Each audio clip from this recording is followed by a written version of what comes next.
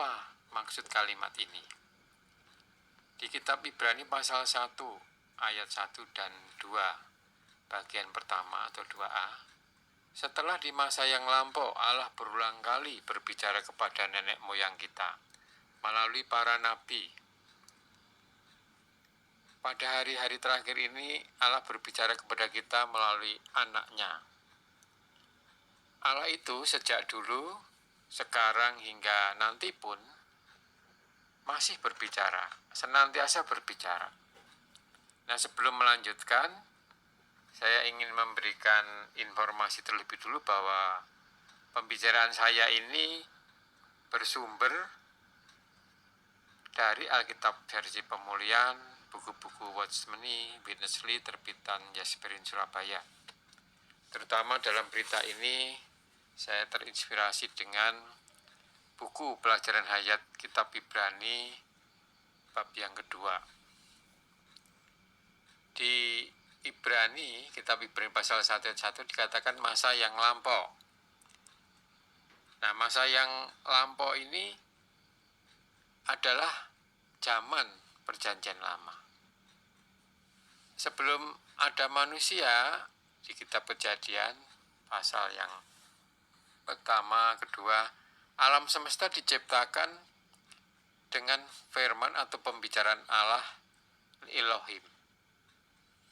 Kemudian Allah Yehova juga menciptakan manusia dengan pembicaraannya. Setelah alam semesta, kemudian manusia. Sejak itu Allah Yehova berbicara dengan manusia. Allah kemudian sekitar 1500 sebelum Masehi memiliki umat Allah yang namanya umat Israel. Allah Yehova berbicara melalui nabi-nabinya. Itu adalah pembicaraannya pada masa lampau. Pada hari-hari terakhir zaman perjanjian baru ini, dikatakan di ayat 2 tadi Allah berbicara melalui anaknya. Anaknya ini adalah Yesus, manusia Allah. Allah yang berinkarnasi di bumi. Manusia yang lahir dari Roh Kudus melalui seorang perawan Maria. Di masa lalu itu kapan?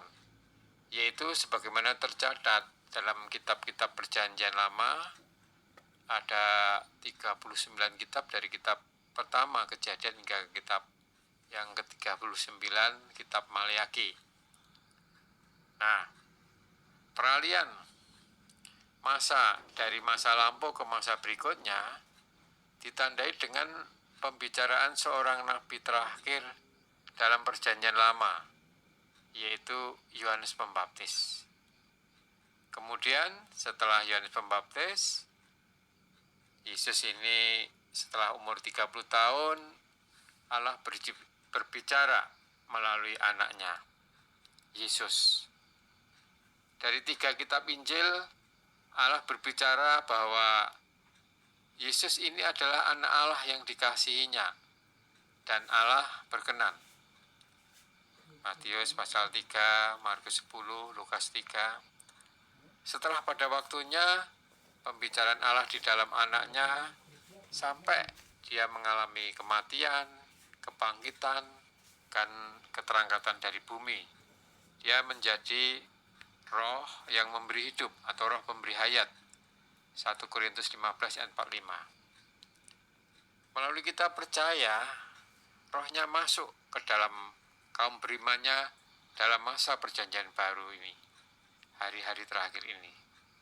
Allah terus masih berbicara dari dalam anak-anaknya, yaitu kaum berimannya sampai dengan saat ini. Dimulai dari abad pertama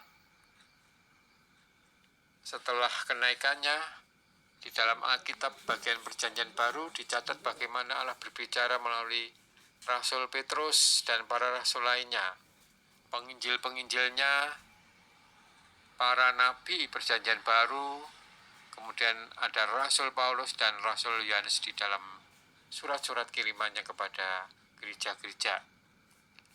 Di abad pertama ada pengajaran para rasul dan persekutuan para rasul. Kemudian di abad-abad berikutnya kaum berimannya banyak yang meninggalkan ajaran para rasul ini.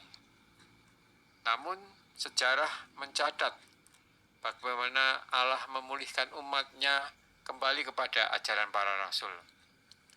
Abad demi abad berikutnya, abad demi abad berganti, pemulihan Tuhan demi pemulihan Tuhan terus berlangsung.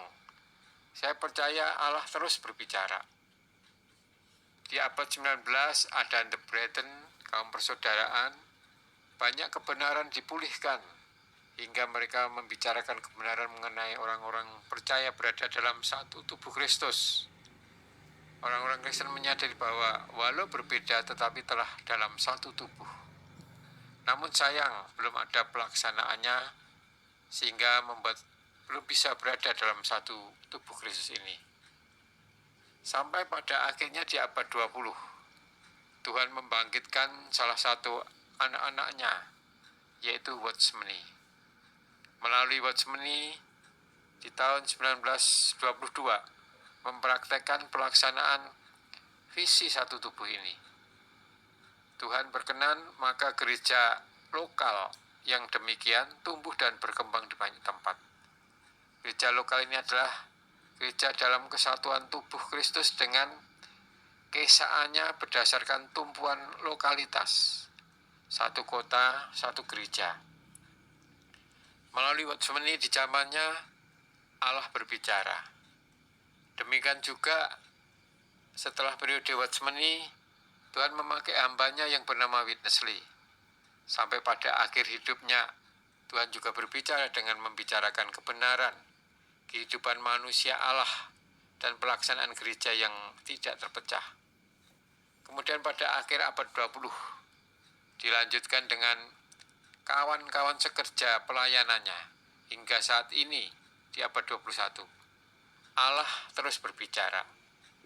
Berikut saya kutip beberapa ucapan Witness Lee di dalam bukunya. Seluruh Alkitab adalah susunan pembicaraan Allah. Lebih-lebih kalau Anda mendoa bacakannya, jadi ayatnya didoakan. Ayat firman Tuhan, Anda akan menerima terang dan iblis akan tersingkapkan. Dari mana kita tahu Allah itu hidup? Karena ia berbicara kepada kita. Dari mana kita tahu kalau Allah itu bergerak dan bekerja? Karena ia berbicara. Di manakah Allah? Allah ada di dalam pembicaraannya. Ketika Allah berbicara kepada Anda, ia juga menghembuskan dirinya ke dalam Anda. Bila Allah berbicara kepada Anda, ia masuk ke dalam Anda. Saya mulai mendengar Allah berbicara kepada saya di tahun 1925. Ini saudara Witness Lee ya. Dalam pemulihan Tuhan hari ini, firman Allah berlimpah-limpah dan berlipat ganda. Dari hari ke hari, dari satu pertemuan atau sidang ke sidang lainnya, Allah terus berbicara. Tidak tahukah Anda bahwa Allah sedang berbicara? Pembicaraannya membuktikan bahwa ia sedang bekerja.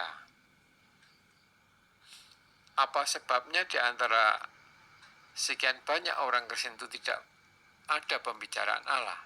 Sebab di antara mereka tidak terdapat pergerakan dan pekerjaan Allah. Tidak berbicaranya Allah adalah satu hukuman.